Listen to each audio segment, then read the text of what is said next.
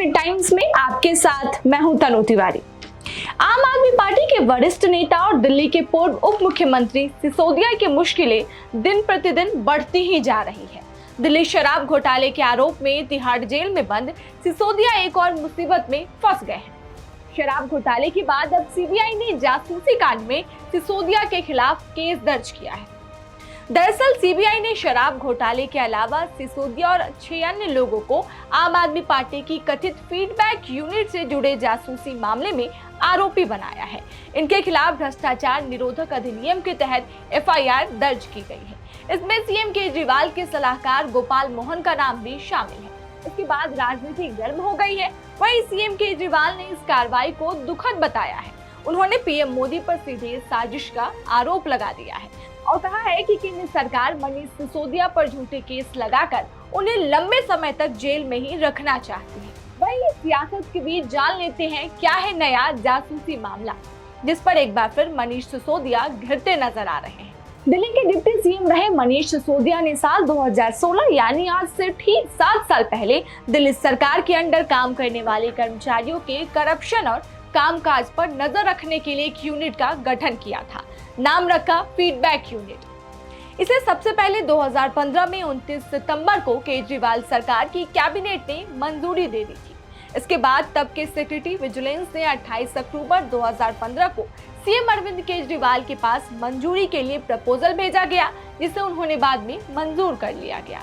इसके बाद अगले साल 2016 में इसका गठन कर दिया गया। इसके गठन के बाद से ही यह सवालों के घेरे में आ गई। इस पर आरोप लगा कि फरवरी 2016 से सितंबर 2016 के बीच एफबीयू ने राजनीतिक विरोधियों की जासूसी की थी। इसकी मदद से भारतीय जनता पार्टी के नेताओं के अलावा आम आदमी पार्टी के नेताओं की भी जासूसी की गई थी।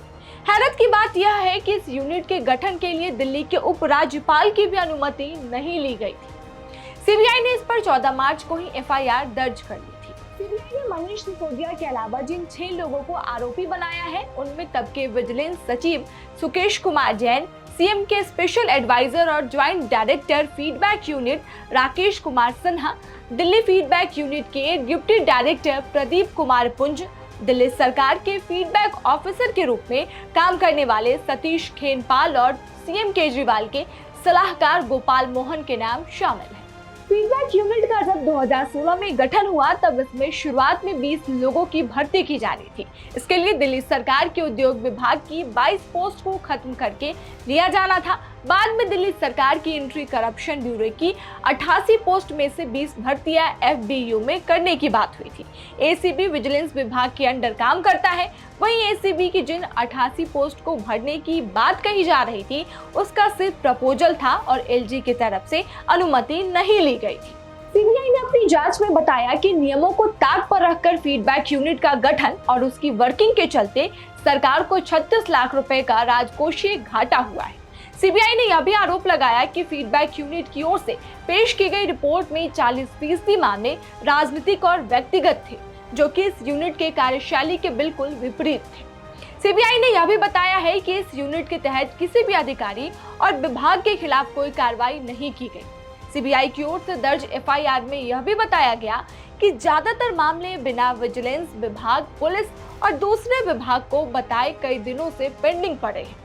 सूत्रों ने यह बताया कि केंद्रीय अन्वेषण ब्यूरो ने पैसे के हेरफेर, गुप्त पेमेंट और भ्रष्टाचार की भी जांच कर रही है। सीबीआई ने अपनी जांच में कुछ दस्तावेज सीज किए हैं, जिन दस्तावेजों के अनुसार सिल्वर शील्ड डिटेक्टिव और डब्ल्यूडब्ल्यू सिक्योरिटी को सीक्रेट सर्विस फंड की तरफ से भुगतान किया गया था। सीबीआई ने दावा किया कि इन पेमेंट को चुकाने के लिए फर्जी वाउचर का सहारा लिया गया था। हालांकि सीबीआई ने बताया कि दोनों फॉर्म में दिल्ली सरकार और फीडबैक यूनिट के लिए कोई काम नहीं करते थे। यह बातें दोनों फर्म ने खुद बताई है। एफआईआर के मुताबिक फीडबैक यूनिट में वित्तीय और प्रशासन के डिप्टी डायरेक्टर शाम्स अफरोज ने सीक्रेट सर्विस फंड की ओर से किए गए खर्चों के अनुचित हिसाब का मुद्दा उठाया था। लेकिन तब एफबीयू में ज्वाइंट डायरेक्टर यूनिट में पदस्थ राकेश सिन्हा ने लिखा था कि फीडबैक यूनिट सीएनसीटीडी के साथ गोपनीय मामलों को देख रही है और इसकी रिपोर्ट सीधे मुख्यमंत्री अरविंद केजरीवाल को भेजी जाती है। वहीं एफआईआर में यह भी बताया गया कि तब के विजिलेंस सचिव जैन ने उस दौरान अफरोज की ओर से मुद्दे उठाने के बाद भी सीक्रेट सर्विस फंड के दुरुपयोग पर कोई कार्रवाई नहीं की।